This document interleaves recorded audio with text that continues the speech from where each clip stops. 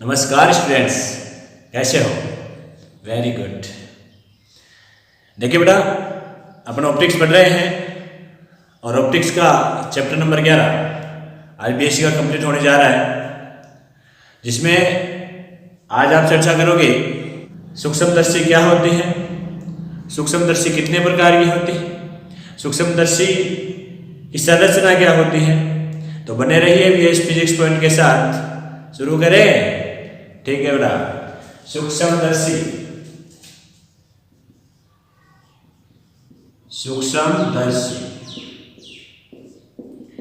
देखिए बेटा, सूक्ष्मदर्शी हेडिंग आप लगा चुके होंगे। तो सूक्ष्मदर्शी होती क्या है? एक प्रकाश की युक्ति है। क्या है सूक्ष्मदर्शी? प्रकाश की युक्ति है।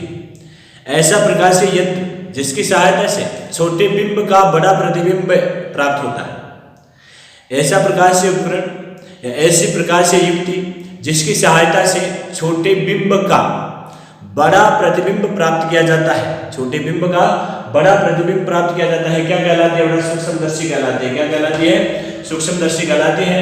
डेफिनेशन लिखोगे? चलो मैं लिखवा देता हूं। ऐसा प्रकाशीय उपकरण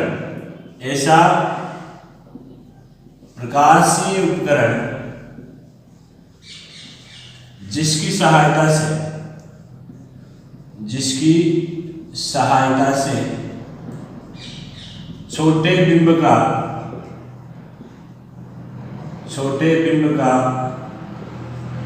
बड़ा प्रतिबिंब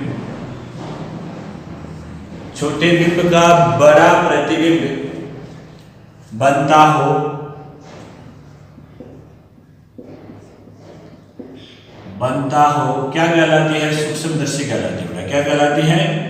सूक्ष्मदर्शी कहलाती है।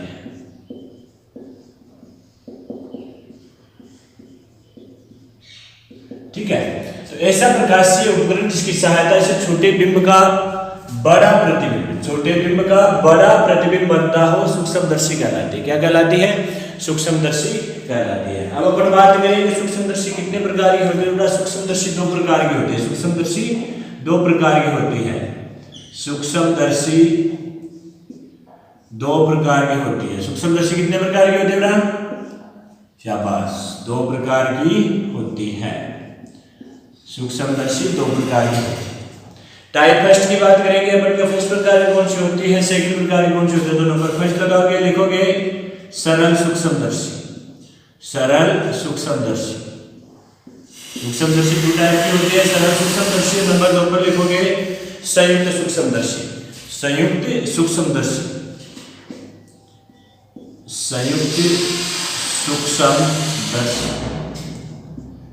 तो सूक्ष्मदर्शी कितने प्रकार की होती है बेटा? दो प्रकार की होती है। सूक्ष्मदर्शी कितने प्रकार की होती है?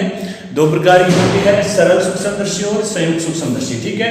सूक्ष्मदर्शी की परिभाषा आपको याद हो गई होगी। सूक्ष्मदर्शी के टाइप आपको पता चल गए होंगे कितने टाइप के होते हैं। दो टाइप के होते हैं बेटा सूक्ष्मदर्शी, सरल सूक्ष्मदर्शी और एक संयुक्त सूक्ष्मदर्शी। ठीक है ना। अब अपन चर्चा करते हैं साहब टू टाइप की होती है बेटा। प्रेजेंट माइंड से रहे, बहुत इजी पार्ट है। बड़ा क्वेश्चन भी कभी कभार पूछ लिया जाता है। हालांकि रिफ्लेक्शन और रिफ्रैक्शन से क्वेश्चन आता है, परंतु कभी कभी क्या होता है सूक्ष्मदर्शी से भी क्वेश्चन पूछा जाता है, तो आपके आना जरूरी। सूक्ष्मदर्शी क्या होती है? टाइप ऑफ सूक्ष्मदर्शी के प्रकार। ठीक है ना।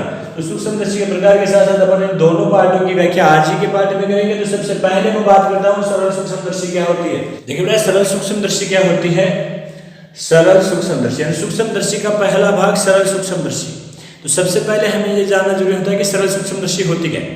तो सरल सूक्ष्मदर्शी बेटा प्रकाशिक यंत्र है जिसमें छोटी वस्तु का बड़ा प्रतिबिंब हम प्राप्त करते हैं। सरल सूक्ष्मदर्शी होती क्या है? ऐसा प्रकाशिक यंत्र जिसमें एक छोटी फोकस दूरी का लेंस हो। एक छोटी फोकस दूरी का लेंस यानी लेंस जो होता है उसकी फोकस दूरी कम होती है। ठीक है ना।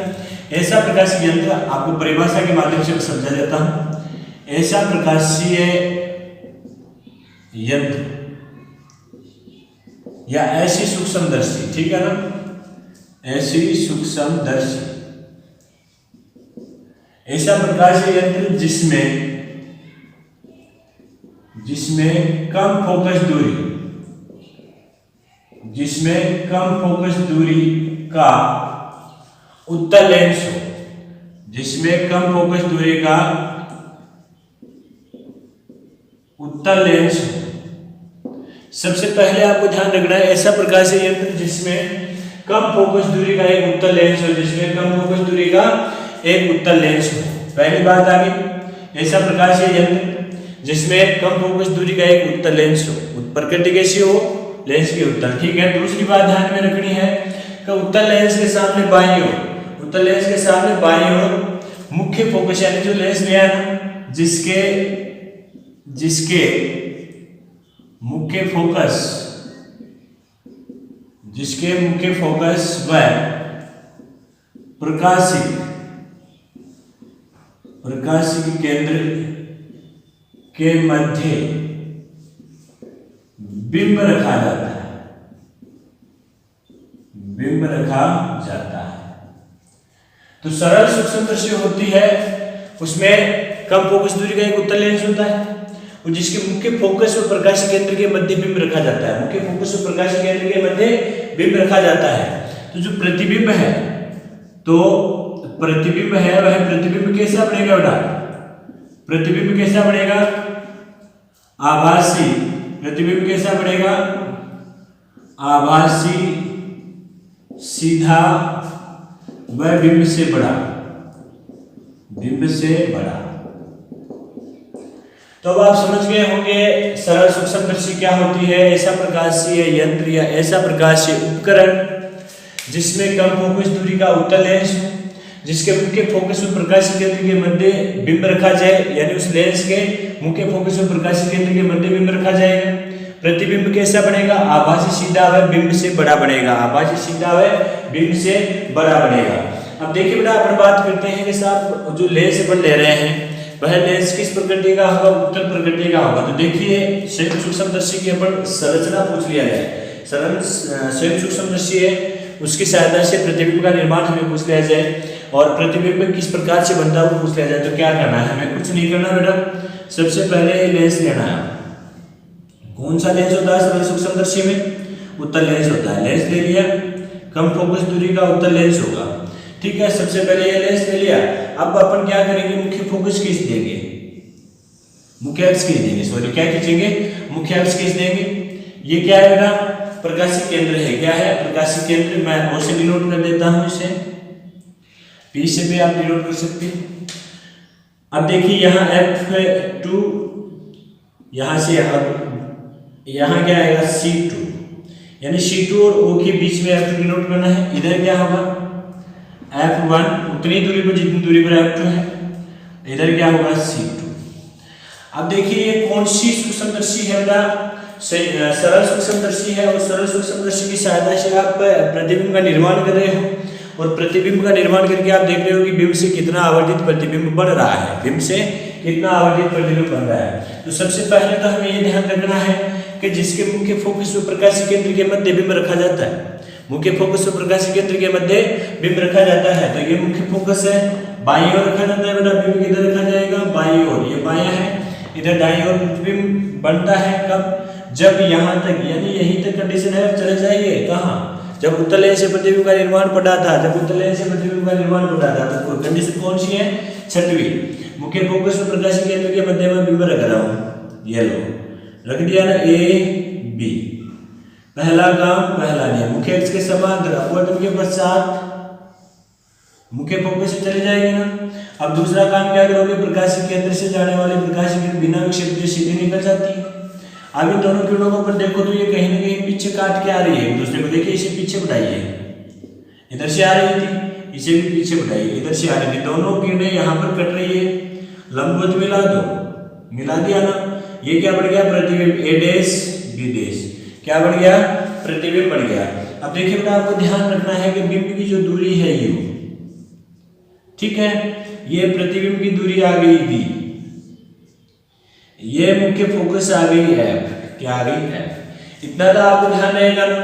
अब देखिए बेटा, डायग्राम है, डायग्राम में आपको ऐसे पूछ लिया जाएगा संयुक्त सूक्ष्मदर्शी से प्रतिबिंब निर्माण या संयुक्त सूक्ष्मदर्शी का आरेखित कीजिए।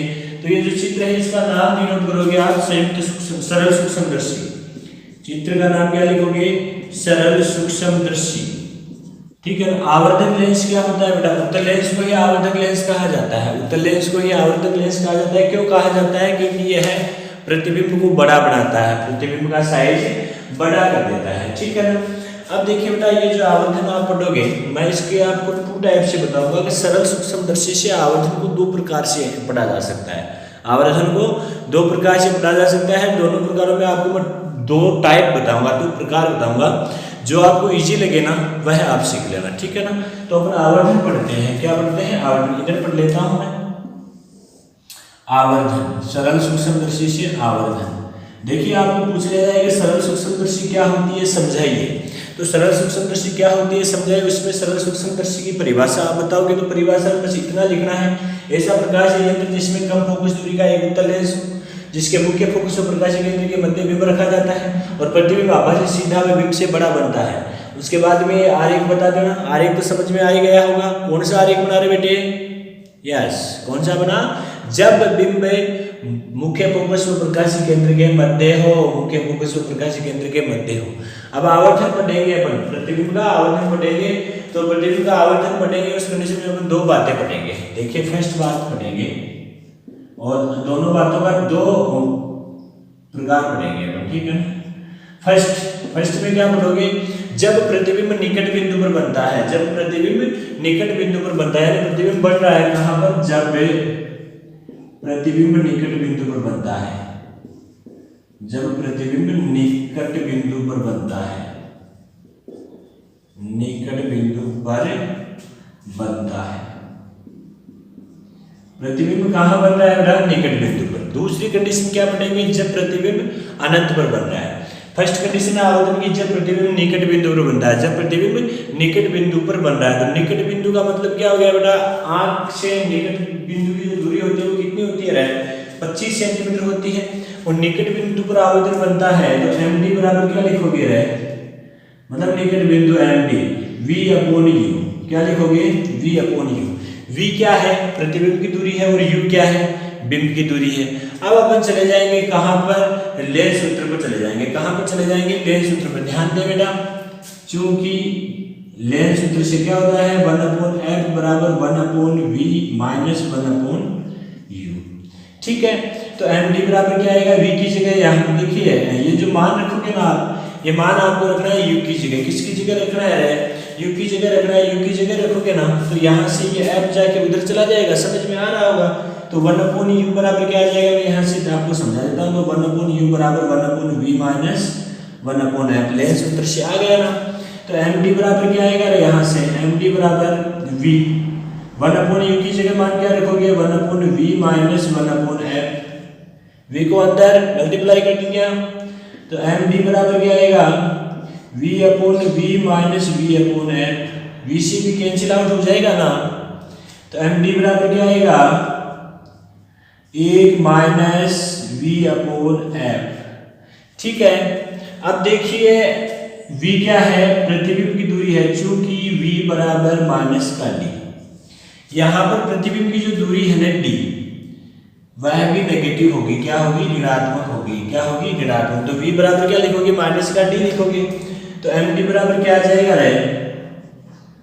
MD बराबर आएगा 1 माइनस का D/f। तो MD बराबर क्या आएगा? 1 प्लस D/f। लघुत्तम लेके लिख देना। MD बराबर क्या आएगा? F लघुत्तम आ गया तो 1 का भाग F बार, F को 1 से गुणा किया, F प्लस D। ये क्या आ गया? निकट बिंदु पर प्रतिबिंब का आवर्धन आ गया। क्या आ गया? निकट बिंदु पर प्रतिबिंब का आवर्धन। यानी फर्स्ट कंडीशन, जब प्रतिबिंब निकट बिंदु पर हो तो आवर्धन का मान अपने पास आ गया। याद रखना बेटा। ये अभी अपन एक कंडीशन से पढ़े हैं, दूसरी स्टेप से थोड़ी से आगे और पढ़ने वाले हैं अपन। देखो बेटा, अब अपन बात करते हैं आवर्धन का पार्ट सेकंड। जब प्रतिबिंब अनंत पर बनता है, जब प्रतिबिंब अनंत पर बनता है, यानी सरल सूक्ष्मदर्शी ले रखी है हमने, प्रतिबिंब कहाँ बन रहा है? अनंत पर बन रहा है। तो देखिए बेटा, डायग्राम के माध्यम से आप समझने का प्रयास करें। ये मैंने कम फोकस दूरी का लेंस ले लिया। क्या ले लिया? कम फोकस दूरी का लेंस ले लिया। कम फोकस दूरी का लेंस सही है, सरल सूक्ष्मदर्शी है, ठीक है। और ये मुख्य अक्ष खींच दो। यहाँ पर ओडी नोट करना बेटा, यहाँ पर C1, यहाँ पर F1, यहाँ पर क्या डिनोट करोगे? C2 यानी C1 दूरी के बराबर, और यहाँ पर F2। बिंब कहाँ रखोगे? जब अनंत पर उड़ेगा प्रतिबिंब मुख्य फोकस पर, तो येलो रख दिया ना, ए बी। पहला काम, पहला नियम, मुख्य अक्ष के समांतर अपवर्तन के पश्चात मुख्य फोकस है, ठीक है। फिर दूसरा काम क्या करोगे? प्रकाश केंद्र से प्रकाश केंद्र जाएगी तो बिना विक्षेपित सीधी ही निकल जाएगी। अब देखिए इन दोनों को अपन पीछे बढ़ाते हैं ना, तो ये कहीं भी हमें काटती हुई नजर नहीं आती, यानी कहीं भी काटती हुई नजर नहीं आती। तो कहने का मतलब प्रतिबिंब कहाँ बन रहा है बेटा? अनंत में बन रहा है। प्रतिबिंब कहाँ बन रहा है? अनंत में बन रहा है। देखिए ये जो बिंब की दूरी थी अपने पास, ये क्या थी बेटा? यू। सही लिख रहा हो? बिंब की दूरी यूं तो होती है, परंतु मुख्य फोकस पर था तो फोकस दूरी के बराबर हो जाएगी, ठीक है। यहाँ पर लेंस लगाने के बाद में जो कोण बन रहा है, अपने लेंस लगाया और मानव नेत्र इसको देख रही है वस्तु को, तो नेत्र लेंस लगा लिया हमने, नेत्र के आगे क्या लगा लिया? लेंस लगा लिया। और लेंस लगाने के बाद में हमें जो प्रतिबिंब नजर आ रहा है, और प्रतिबिंब के साथ कोण क्या बन रहा है? थीटा आई। बिना लेंस के लिए देखिए, बिना लेंस के जो कोण बन रहा है, जैसे आंख से प्रतिबिंब देख रहा है, ये आंख है, ये इस प्रतिबिंब को देख रही है, लेंस नहीं लगाया तो ऊंचाई क्या रहेगी? ये मुख्य फोकस पर पड़ा है तो ये दूरी तो क्या हो जाएगी? एफ हो जाएगी ना, है ना। प्रतिबिंब यहीं पर दिखेगा और ये ऊंचाई क्या रहेगी? एच। तो यानी यहाँ पर जो कोण बनेगा ना, उस कोण को यानी बिना लेंस के जो कोण दर्शाएगी वह क्या होगा? थीटा नोट से दर्शाओगे, ठीक है। तो अब क्या लिखोगे आप? यानी इस डायग्राम का नाम जरूर दे देना बेटा आप, चित्र आवर्धक लेंस से प्रतिबिंब का आवर्धन, आवर्धक लेंस से आवर्धक, ठीक है ना, लिख देना बेटा, आवर्धक लेंस से आवर्धक लेंस से बिंब का आवर्धन निकट बिंदु पर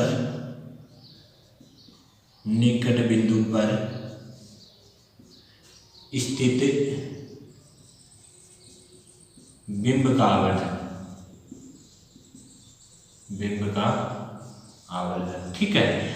आवर्धक लेंस से निकट बिंदु पर स्थित बिंब का आवर्धन, नाम लिख दोगे ना, ये आप ऐसे लिख सकते हो, अनंत पर प्राप्त प्रतिबिंब का आवर्धन, ठीक है। अब देखिए बेटा, अपन को क्या करना है? जब आवर्धन का फॉर्मूला ज्ञात करना तो क्या लिखोगे? जब बिंब, यहाँ पर क्या लिखोगे? जब बिंब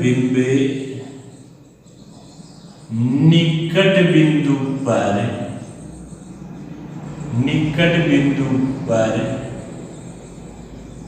स्थित, जब बिंब निकट बिंदु पर स्थित हो तो एच ऊंचाई के बिंब का बिना लेंस यानी लेंस नहीं लगा रखा है, क्या नहीं लगा रखा है? लेंस नहीं लगा रखा है, तो बिना लेंस नेत्र पर प्रतिबिंब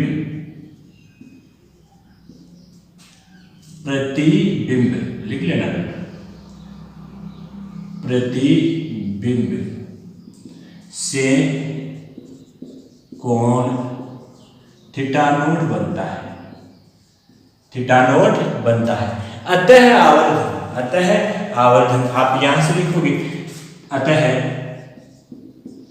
टेन थीटा नोट, यहां टेन थीटा नोट लगाओगे, थीटा नोट के सामने की ये भुजा आ जाएगी, तो क्या आ जाएगा? टेन थीटा नोट बराबर क्या होता है बेटा? लंब बटा आधार, और टेन थीटा नोट बराबर क्या आएगा? रहे एच अपॉन आधार का मान क्या है? एफ है, स्मॉल एफ है, H upon F, tan theta note बराबर क्या आ गया बेटा? एच अपॉन एफ आ गया ना, क्या आया रे? H upon F. अब देखिए निकट बिंदु की बात कर रहे हैं अपन, किसकी बात कर रहे हैं? निकट बिंदु की बात कर रहे हैं। निकट बिंदु की बात करें तो यहाँ पर क्या लिखोगे? ये दूरी है, इसको क्या लोगे आप? यू लोगे भाई, निकट बिंदु दूरी थोड़ी है उनके फोकस निकट बिंदु हो, तो निकट बिंदु निकट तो क्या यू आ गया ना, यू आ गया, तो यहाँ पर क्या लिख दोगे? यू। अब निकट बिंदु को किससे डिनोट करते हो? निकट बिंदु का निकट बिंदु की जो दूरी है उसे कैपिटल डी से डिनोट करते हो, यहाँ लिखना चूंकि u बराबर माइनस का डी, यानी बिंब की दूरी तो वैसे सदैव ऋणात्मक होती है, तो यहाँ साइन डिफाइन करने की आवश्यकता नहीं है, तो टेन थीटा नोट बराबर आ जाएगा h बाई डी, क्या आ जाएगा? h by D. अब यदि थीटा नोट क्या हो? अत्यल्प हो, थीटा नोट अत्यल्प हो, क्या लिखोगे? यदि थीटा नोट अति अल्प हो, थीटा नोट अति अल्प हो तो थीटा नोट अति अल्प होगा तो बेटा क्या होगा, टेन थीटा नोट लगभग बराबर थीटा नोट, तो यहां से आ जाएगा थीटा नोट बराबर क्या आएगा, h/d बराबर क्या आएगा, h/d। इक्वेशन नंबर दे दोगे बेटा ऐसे फर्स्ट, इक्वेशन नंबर क्या दे दोगे, फर्स्ट। अब हमें बात करनी है कि यदि बिंब लेंस के प्रथम फोकस बिंदु पर स्थित है, यदि बिंब लेंस के प्रथम फोकस बिंदु पर स्थित है ना, उस कंडीशन में प्रतिबिंब अनंत पर सीधा व बहुत बड़ा बनता है। इस दौरान प्रतिबिंब द्वारा नेत्र पर बनाया गया कोण, यानी ये जो दूरी है मुख्य फोकस के बराबर है, ठीक है ना। तो अब क्या करोगे, यदि बिंब लेंस के प्रथम मुख्य फोकस पर बनता है, प्रथम मुख्य फोकस पर रखा है, क्या लिखोगे, यदि बिंब लेंस के प्रथम मुख्य फोकस पर रखा है तो प्रतिबिंब अनंत पर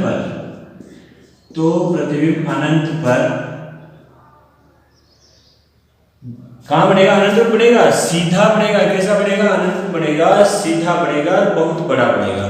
तो प्रतिबिंब अनंत पर सीधा व बहुत आवर्धित बनेगा,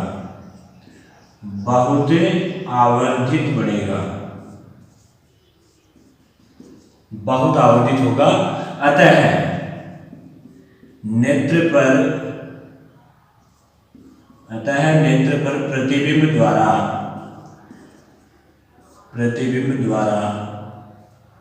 बना कोण थीटा आई होगा, अतः टेन थीटा आई बराबर, अब देखिए अनंत पर प्रतिबिंब की ऊंचाई को तो अपन h डे से डिनोट करते हैं, बेटा किसे डिनोट करते रहे, h डे से डिनोट करते हैं ना, किसे डिनोट करोगे, h डे से डिनोट करोगे, पता है ना सबको, अरे किसे डिनोट करोगे, h डे से डिनोट करोगे।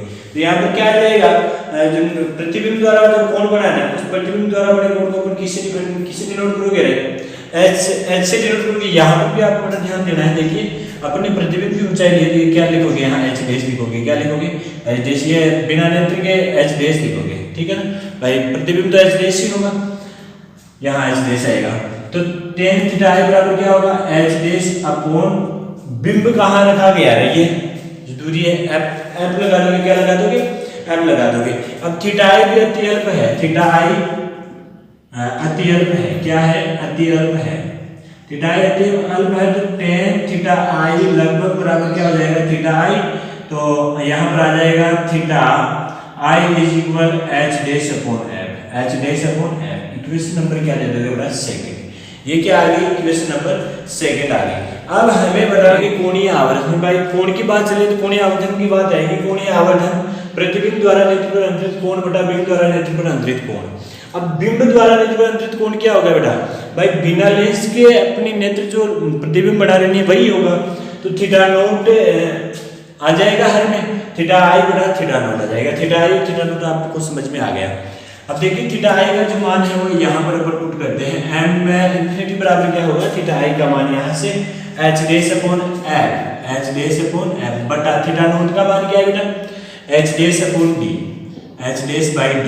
अब देखिए ऊपर वाले भिन्न का हर नीचे वाले भिन्न के अंश से गुणा हो जाता है, नीचे वाले भिन्न का ऊपर वाले भिन्न के अंश से गुणा हो जाता है, तो m इन्फिनिटी बराबर क्या लिखोगे, h डैश अपॉन f गुणा d पर चला जाएगा upon h dash, h dash से h डैश कट जाएगा, m इन्फिनिटी बराबर क्या आएगा बेटा, d अपॉन f।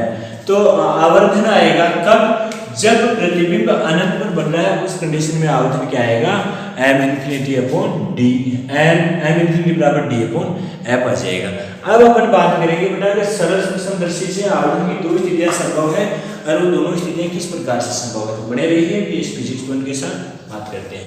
देखिए बेटा मैं आपको अभी बता रहा था कि सरल सूक्ष्मदर्शी से आवर्धन की दो स्थितियां संभव है, और मैंने आपको ये भी कहा था मैं आपको टू टाइप से बताऊंगा, एक तो अपन डायग्राम बना के पढ़ेंगे और एक अपन बिना डायग्राम बनाए हुए पढ़ेंगे, डायग्राम वही अपने काम आ जाएगा। तो सरल सूक्ष्मदर्शी से आवर्धन की दो स्थितियां संभव है। फर्स्ट स्थिति क्या पढ़ी आपने, फर्स्ट स्थिति क्या है बेटा, ध्यान दें, फर्स्ट स्थिति क्या है, जब बिंब कहां पर हो, निकट बिंदु पर हो, जब प्रतिबिंब निकट बिंदु पर हो। ध्यान दें, फजल में आंसर है जब प्रतिबिंब निकट बिंदु पर हो, जब प्रतिबिंब निकट बिंदु पर स्थित हो। कहां पर स्थित है बेटा, जब प्रतिबिंब निकट बिंदु पर स्थित हो, जब प्रतिबिंब कहां है, निकट बिंदु पर है, ठीक है ना। प्रतिबिंब निकट बिंदु पर स्थित है, उस कंडीशन में बेटा आपको इतना ध्यान रखना है कि v बराबर क्या होगा, माइनस का d, यानी निकट बिंदु को अपन d से डिनोट करते हैं, इतना आपको ध्यान है। निकट बिंदु, जो निकट बिंदु की दूरी है उसे अपन d से डिनोट करते हैं, तो v बराबर क्या लिखोगे, माइनस का d लिखोगे, और u है जो अपना वह भी क्या आएगा, माइनस का u आएगा। ध्यान दें, प्रतिबिंब की जो बिंब की जो दूरी है वह भी क्या आएगी, ऋणात्मक आएगी। तो अपन क्या करेंगे, लेंस सूत्र से, किससे करेंगे, लेंस सूत्र से, लेंस सूत्र से क्या होगा, लेंस सूत्र 1/f बराबर 1/v माइनस 1/u। इसमें अपन ये मान रखेंगे, ये मान इसमें रखेंगे, तो 1/f इज इक्वल 1/ माइनस का d माइनस 1/ माइनस का u। माइनस माइनस ये क्या हो जाएगा, प्लस। तो थोड़ा सा फोकस कीजिए बेटा, 1/f बराबर प्लस का 1/u माइनस का 1/d। यहाँ तक तो किसी की कोई प्रॉब्लम नहीं है ना, अरे नहीं है ना।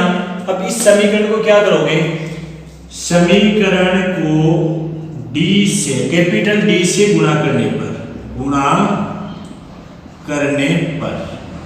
देखिए बेटा फटाफट करवा देता हूँ, d बाई के small f d by u minus d by d, d से d कैंसिल आउट हो जाएगा, अपने पास जो बचेगा उसे लिख दीजिए, d by f is equal d by u minus 1। यहाँ तक समझ में आ रहा है ना, d बाई u अपने पास आ गया। अब देखिए ये माइनस का एक उधर जाएगा, प्लस का हो जाएगा, तो d by u is equal d by f plus 1 आप लिख सकते हो ना। अब पीछे आप पढ़ के आए हो md, यानी जब निकट बिंदु पर प्रतिबिंब बन रहा है, यानी md बराबर आप पढ़ के आए हो, क्या पढ़ के आए हो, d बाई u, क्या पढ़ के आए हो, d बाई u। अभी आप लोग पढ़ के आए हो बेटा, पढ़ के आए हो ना d बाई u।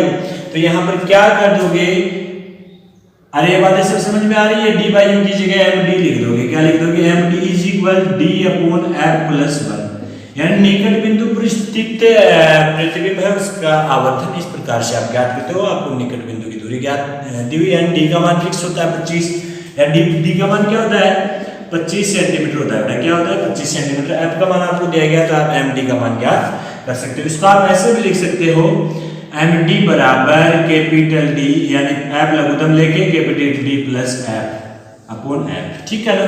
तो समझ में आ गया होगा, जब प्रतिबिंब निकट बिंदु पर स्थित हो तो v बराबर क्या लिखोगे, माइनस का d, यानी निकट बिंदु पर स्थित होगा। u बराबर माइनस का, प्रतिबिंब की दूरी नेगेटिव होती है, लेंस सूत्र 1/f बराबर 1/v माइनस 1/u, ठीक है ना। अब देखिए v की जगह हमने क्या लिखा, माइनस का d, माइनस 1/u की जगह माइनस का u बराबर, ये तो क्या हो गया, minus plus plus, minus minus plus हो गया ना 1/u, प्लस ये माइनस है तो माइनस हो जाएगा 1/d।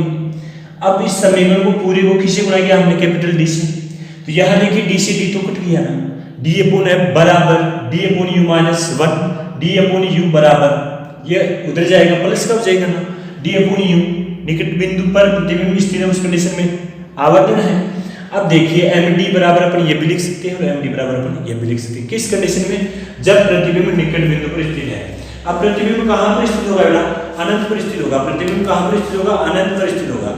दूसरी कंडीशन क्या है, सेकंड कंडीशन, यहीं पर समझ लीजिए बेटा, सेकंड, जब प्रतिबिंब अनंत पर स्थित हो, अनंत पर स्थित हो, प्रतिबिंब कहाँ स्थित है, अनंत पर, और अनंत पर स्थित है उस कंडीशन में ध्यान देगा v बराबर क्या होगा, इंफिनिटी। भाई प्रतिबिंब की जो दूरी है ना वह तो अनंत पर होगी, प्रतिबिंब की दूरी, और बिंब की दूरी, बिंब कहां पर रखेंगे, मुख्य फोकस पर रखेंगे, बिंब कहां पर रखेंगे, मुख्य फोकस पर, तो ये क्या हो जाएगी, बिंब की दूरी हो जाएगी, क्या हो जाएगी, बिंब की दूरी। समझ आ रहा है बेटा, अरे समझ आ रहा है ना। इसमें आप एक बात और कर सकते हो, एक बात ये कर सकते हो भाई, सर फोकस दूरी भाई लेंस सूत्र पर ले रहे हैं, तो उसमें फोकस दूरी में तो अपन डिनोट कर नहीं सकते, इसको अपन माइनस यू से डिनोट कर लेते हैं। किसे डिनोट कर लेते हैं? माइनस के यू से। अब क्या करोगे? लेंस सूत्र से। क्या करोगे? लेंस सूत्र से।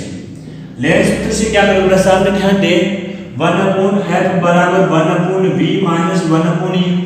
v की जगह मान क्या रखना है? u की जगह मान क्या रखना? समझ आ रहा है ना? 1/f बराबर 1/infinity माइनस 1/-u। 1/infinity का मान क्या होता है? 0 होता है ना। 1/f इज इक्वल हो जाएगा माइनस माइनस प्लस 1/u। यह जो समीकरण है इसमें d से गुणा करोगे। समीकरण को कैपिटल D से गुणा करने पर, कैपिटल D से गुणा करने पर, कैपिटल D से गुणा करोगे तो क्या आएगा? Capital D by small f बराबर capital D by small u। अब देखिए बेटा, अपन पढ़ के आए हैं कि जब प्रतिबिंब अनंत पर है, जब प्रतिबिंब अनंत पर है तो आवर्धन का मान क्या होता है?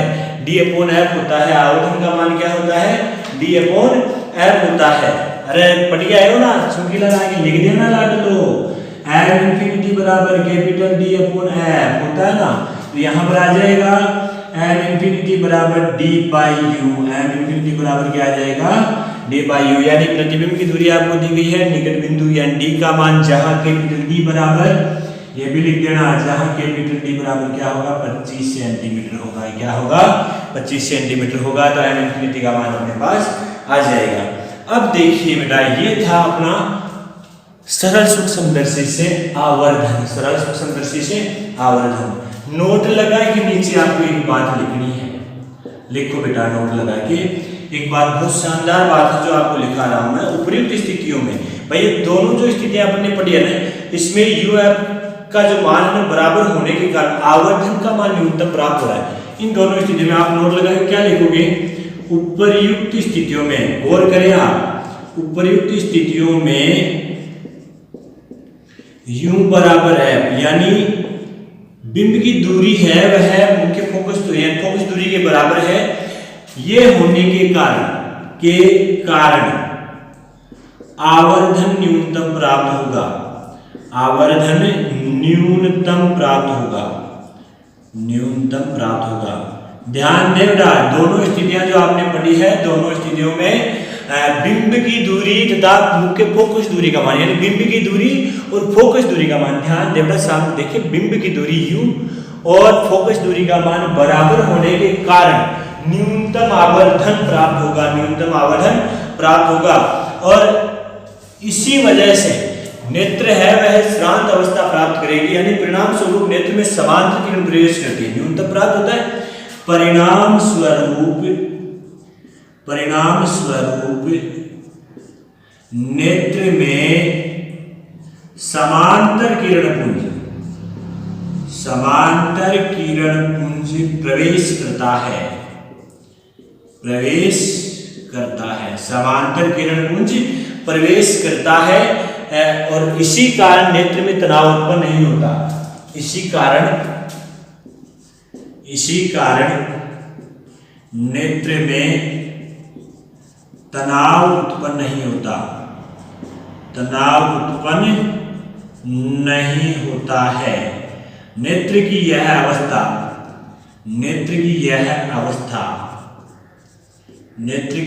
अवस्था श्रांत, ध्यान दें, श्रांत अवस्था कहलाती है। देखिए बेटा, आपको ये भी पूछा जा सकता है नेत्र की श्रांत अवस्था क्या होती है। तो नेत्र की श्रांत अवस्था क्या होती है? सरल सूक्ष्मदर्शी में अपन ने दो घटनाएं पढ़ी। दोनों घटनाओं में क्या पढ़ा? जब प्रतिबिंब निकट बिंदु पर स्थित हो और जब प्रतिबिंब अनंत पर स्थित हो।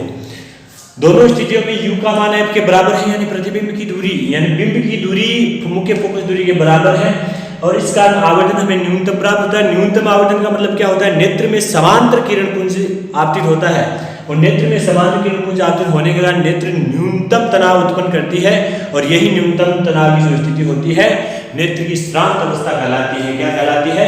नेत्र की श्रांत अवस्था कहलाती है। इसे सामान्य स्थिति भी कहते हैं। क्या कहते हैं? नेत्र की सामान्य स्थिति भी कहते हैं, और तनावहीन अवस्था भी कहते हैं। क्या कहते हैं? तनावहीन अवस्था भी कहा जा। अब देखिए बेटा, अपन बात करते हैं संयुक्त सूक्ष्मदर्शी। किसकी बात करते हैं? संयुक्त सूक्ष्मदर्शी की, यानी सूक्ष्मदर्शी का दूसरा पार्ट। पहला पार्ट हमने पढ़ा सरल सूक्ष्मदर्शी, अब अपन बात करते हैं संयुक्त सूक्ष्मदर्शी यानी सरल सूक्ष्मदर्शी का दूसरा पार्ट। देखिए बेटा, संयुक्त सूक्ष्मदर्शी को परिभाषित करते तो इसमें क्या कहते हैं अपने, ये लेंसों का संयोजन है, दो लेंसों का संयोजन होता है। संयुक्त सूक्ष्मदर्शी क्या होता है? दो लेंसों का संयोजन। संयुक्त सूक्ष्मदर्शी में क्या होता है बेटा? दो लेंसों का संयोजन होता है, दो लेंसों का संयोजन। और ये दोनों लेंस किस प्रकृति के होते हैं? दोनों लेंस उत्तल होते हैं। किस प्रकृति के होते हैं? उत्तल प्रकृति।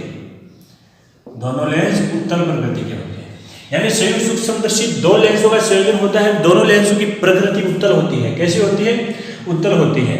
अब देखिए बेटा, इसमें लेंसों का विभाजन आपने किया है। जो लेंस नेत्र के पास में होता है उससे क्या कहते हैं? जो प्रतिबिंब के पास में होता है उससे क्या कहते हैं?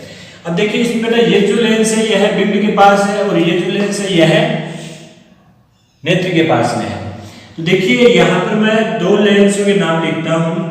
एक तो होगा अभिदर्शक लेंस। क्या होगा? अभिदर्शक लेंस। और एक होगा अभिनेत्र लेंस। यानी संयुक्त सूक्ष्मदर्शी में दो लेंस होते हैं, एक तो अभिदर्शक लेंस और एक अभिनेत्र लेंस। ठीक है ना? दोनों की डेफिनेशंस में यहां लिख रहा हूं। अभिदर्शक लेंस का मतलब क्या होता है? वह लेंस जो बिंब के पास हो। दोनों लेंस की एक बार परिभाषा कर देता हूं, फिर मैं इसकी साइज के बारे में आपसे बात करता हूं। ठीक है ना? तो वह लेंस जो बिंब के पास हो, बिंब के पास हो, क्या कहलाता है? अभिदर्शक लेंस। यानी संयुक्त सूक्ष्मदर्शी का वह लेंस जो बिंब के पास हो अभिदर्शक लेंस कहलाता है। जैसे अगर अपन खगोलीय दूरदर्शी की बात करने वाले हैं, उसमें भी दोनों बातें आपको ध्यान रखनी है, तो क्लियर माइंड से समझ लीजिएगा अभिदर्शक लेंस क्या होता है। वह लेंस जो बिंब के पास होता है अभिदर्शक लेंस होता है, वह लेंस जो नेत्र के पास होता है अभिनेत्र लेंस होता है।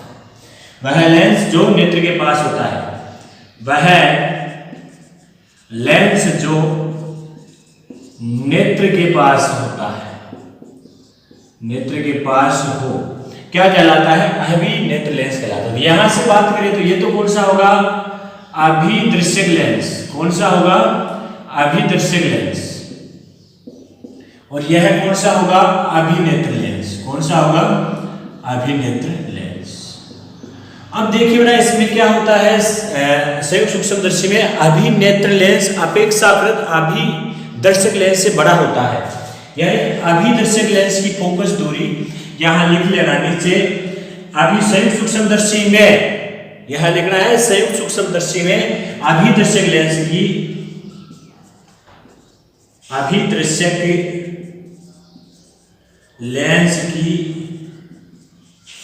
फोकस दूरी अपेक्षाकृत अभिनेत्र लेंस से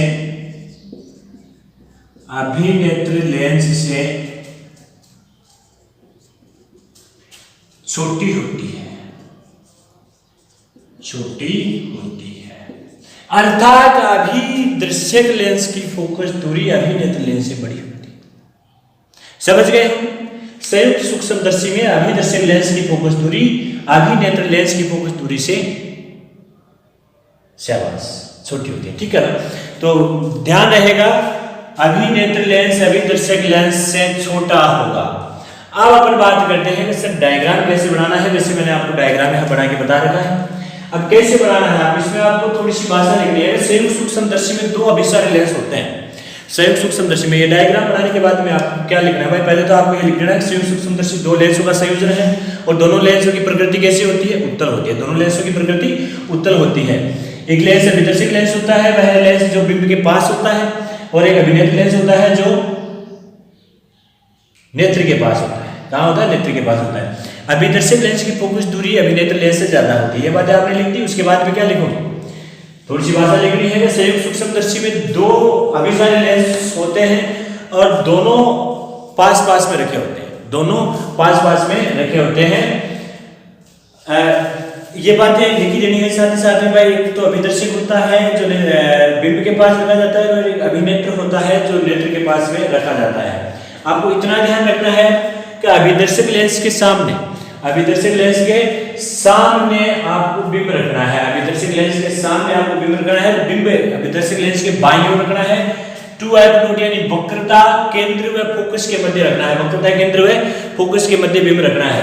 अभिदर्शक लेंस के बाईं ओर f नोट व 2f नोट यानी मुख्य फोकस, प्रथम फोकस व प्रथम वक्रता केंद्र के बीच में बिंब रख देना है। अब देखिए बिंब रख दिया आपने, प्रतिबिंब जो बनेगा यहाँ पर अभिदर्शक लेंस से जो प्रतिबिंब बनेगा वह a डैश b डैश दूसरी तरफ बनेगा, उल्टा बनेगा, वास्तविक बनेगा, बिंब से बड़ा बनेगा, ठीक है ना, h डैश बन गया। अब यहाँ पर आपको ध्यान रखना है कि ये जो दूरी है फोकस दूरी f नोट, अब देखिए बेटा यहाँ ये जो प्रतिबिंब बना है h डैश, यह अभिनेत्र लेंस के लिए आभासी बिंब की भांति काम करेगा, आभासी बिंब की भांति काम करेगा, आभासी बिंब की भांति काम करेगा। तो इसे पुनः अपन प्रतिबिंब का निर्माण करेंगे, मुख्य अक्ष के समान डालेंगे तो मुख्य फोकस से गुजर जाएगी, प्रकाश केंद्र से बिना विक्षेपित सीधे निकल जाएगी, पीछे बढ़ाएंगे तो इसका अनंत प्रतिबिंब आपको यहाँ प्राप्त होगा a double dash b double dash पर, जो कि सीधा आभासी और बिंब से बहुत बड़ा प्राप्त होगा। यहाँ पर जो आपने ये रख रखा है ये बिंब की अभिनेत्र लेंस से बिंब की दूरी को u से, अभिदर्शक लेंस से बिंब की दूरी को u नोट से।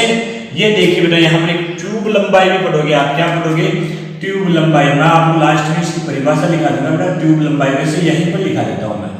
ट्यूब लंबाई क्या होती है, ध्यान देना, ट्यूब लंबाई क्या होती है, दोनों लेंसों की जो फोकस दूरी होती है ना, दोनों लेंसों की फोकस बिंदु होते हैं वह क्या कहलाती है, दोनों लेंस है अभिदर्शक लेंस और अभिनेत्र लेंस के मुख्य फोकस है, उनके बीच की जो दूरी है ना वह क्या कहलाती है, ट्यूब लंबाई कहलाती है। तो यहाँ देखिए मैं परिभाषा लिख देता हूँ, ट्यूब लंबाई ध्यान रखना बेटा, अभिदर्शक लेंस, अभिदर्शक लेंस व अभिनेत्र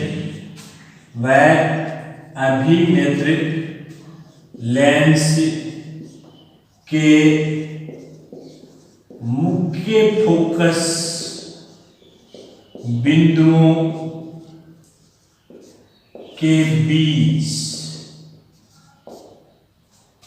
का भाग ट्यूब लंबाई कहलाता है। क्या कहलाता है, ट्यूब लंबाई कहलाता है। तो ध्यान रखना ट्यूब लंबाई क्या होता है, ट्यूब लंबाई होती है अभिदर्शक लेंस व अभिनेत्र लेंस के मुख्य फोकस बिंदु, यानी अभिनेत्र लेंस का मुख्य फोकस बिंदु ये और अभिदर्शक लेंस का मुख्य फोकस बिंदु, दोनों के बीच की जो दूरी होती है ये ट्यूब लंबाई कहलाती है। इसे एल के द्वारा डिनोट किया जाता है, इसे स्मॉल एल से व्यक्त करते हैं, कभी कभार बेटा इसे कैपिटल एल से भी डिनोट किया जाता है। तो ट्यूब लंबाई क्या होती है, अभिदर्शक लेंस और अभिनेत्र लेंस के बीच की जो दूरी होती है ना, बीच का जो भाग होता है ना, यह क्या होता है, क्या होता है बेटा, ट्यूब लंबाई कहलाती है। क्या कहलाती है, ट्यूब लंबाई कहलाती है। आप इसे दूरी के रूप में भी डिनोट कर सकते हो। अब अपन बात करते हैं इसके आवर्धन की। सब आवर्धन किस प्रकार से बात करेंगे इसके आवर्धन की, तो आवर्धन यानी इसे तो प्रतिबिंब बढ़ रहा है, बिंब से तो बहुत बड़ा प्राप्त हो रहा है और दो लेंसों की सहायता से बिंब आवर्धित हो रहा है, दो लेंसों की सहायता से बिंब आवर्धित हो रहा है ना। तो एक तो अभिदर्शक लेंस से बात करेंगे, लेकिन अभिनेत्र लेंस से बात करेंगे। तो पहले मैं अभिदर्शक लेंस से बात कर लेता हूँ। थ्योरी आप लिख दोगे ना, जैसे मैंने आपको बोला है, वीडियो को रिवाइज करके पीछे रिवर्स करके फिर देखिएगा, पूरी थ्योरी आपको समझ में आ जाएगी क्या होता है क्या नहीं होता है। मैं लास्ट में करता हूँ। अतः अभिदर्शक लेंस से प्रतिबिंब आवर्धन, अतः अभिदर्शक लेंस से प्रतिबिंब आवर्धन, प्रतिबिंब आवर्धन। ध्यान देगा, देखिए पहले प्रतिबिंब किससे बनेगा, अभिदर्शक लेंस से बनेगा। पहले प्रतिबिंब किससे बनेगा, अभिदर्शक लेंस से बनेगा। तो यहाँ पर आपको थोड़ा सा फोकस करना है बेटा, एच डैश और इधर ये क्या है एच, ये क्या है एफ नोट है। अब देखिए यहाँ पर अपने पास जो आ रहा है भाई अभिदर्शक लेंस से आवर्धन, सीधे आवर्धन की बात करूं मैं, तो एफ नोट बराबर क्या होगा, H dash upon H, H dash upon H होगा। भाई प्रतिबिंब की ऊंचाई बता बिंब की ऊंचाई, क्वेश्चन नंबर देते हैं इसे फर्स्ट। प्रतिबिंब की ऊंचाई तथा बिंब की ऊंचाई का अनुपात क्या कहलाता है बेटा, आवर्धन कहलाता है। क्या कहलाता है, आवर्धन कहलाता है। जनरली अपन एक लेंस की बात करें तो प्रतिबिंब और बिंब की तुलना करते हैं अपन, प्रतिबिंब की ऊंचाई और बिंब की ऊंचाई की तुलना अपन ने कर ली। अब ऊंचाई होगी अपन आरेख की सहायता से बात करें, तो आरेख की सहायता से बात करोगे ना, तो देखिए बेटा आगे क्या लिखोगे, चित्रानुसार। चित्रानुसार क्या होगा, tan अल्फा। अब यहाँ पर आ जाएगी बात इस त्रिभुज की, ये जो ऊंचाई है ये h है, ये जो दूरी है ये क्या होगी, फोकस दूरी। तो tan अल्फा बराबर क्या होता है अपना लंब बटा आधार, क्या होता है लंब बटा आधार। तो tan अल्फा बराबर क्या आएगा, लंब क्या है देखिए h बटा आधार क्या है f नॉट। यदि अल्फा अति अल्प है, यदि अल्फा अति अल्प है तो अल्फा बराबर क्या हो जाएगा, h बाई एफ नॉट।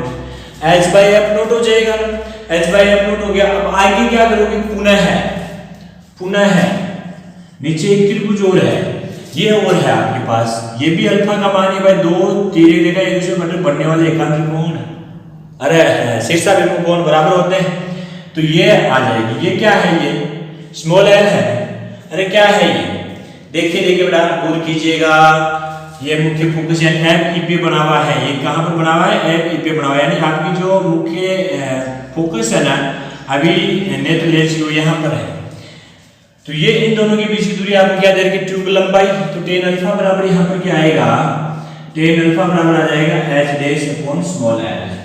यहाँ से भी अल्फा अति अल्फा है तो अल्फा बराबर क्या हो जाएगा, h dash upon l, h dash upon l हो जाएगा, h डैश अपॉन l हो जाएगा। तो अब बेटा अभी क्या करोगे आप, इसे दीजिए इक्वेशन नंबर 5 सेकंड, इसे दीजिए थर्ड।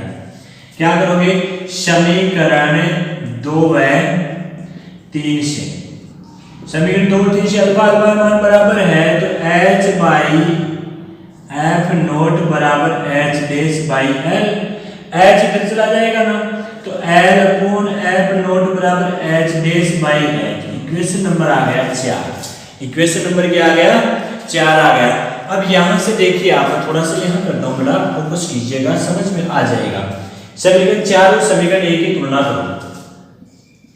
समीकरण 1 व समीकरण 4 की तुलना करने पर समीकरण 1 और समीकरण 4 की तुलना करो तो ये m नोट का मान h डैश अपॉन h के बराबर है, ये भी h डैश अपॉन h के बराबर है, तो क्या आ जाएगा, m नोट बराबर h डैश अपॉन h बराबर आ जाएगा l अपॉन f नोट, ठीक है ना। तो m नोट बराबर आप लिख सकते हो l अपॉन f नोट, जहां पर l क्या है, इतना ध्यान देना है आपको, जहां पर l क्या है, ट्यूब लंबाई है, l क्या है, ट्यूब लंबाई है, f नोट क्या है, अभिदर्शक लेंस की फोकस दूरी है। तो अभिदर्शक लेंस का आवर्धन क्या आ गया, ट्यूब लंबाई बटा फोकस दूरी, ठीक है ना। ये f नोट क्या है, अभिदर्शक लेंस की फोकस दूरी है, ठीक है ना। यहाँ लिख भी सकते हो l क्या है, ट्यूब लंबाई, l तो क्या है, ट्यूब लंबाई है, और f नोट क्या है, अभिदर्शक लेंस की फोकस दूरी, है। तो ये क्या आ गया बेटा, अभिदर्शक लेंस का आवर्धन आ गया, ठीक है ना। देखिए बेटा हमने पढ़ लिया अभिनेत्र लेंस का आवर्धन। अब अपन बात करते हैं, अभिदर्शक लेंस का आवर्धन हमने पढ़ लिया, अब अपन बात करते हैं अभिनेत्र लेंस का आवर्धन।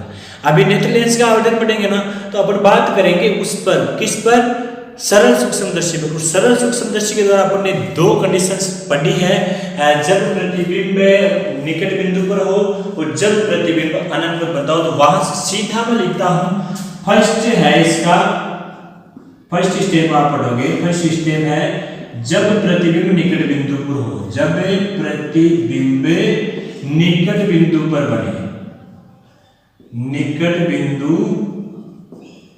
पर बने, जब प्रतिबिंब कहां बने, निकट बिंदु पर बने, और प्रतिबिंब निकट बिंदु पर बने ना तो m इंफिनिटी बराबर क्या, बाई md बराबर क्या होगा, इसी की बात कर लेते हैं अपन।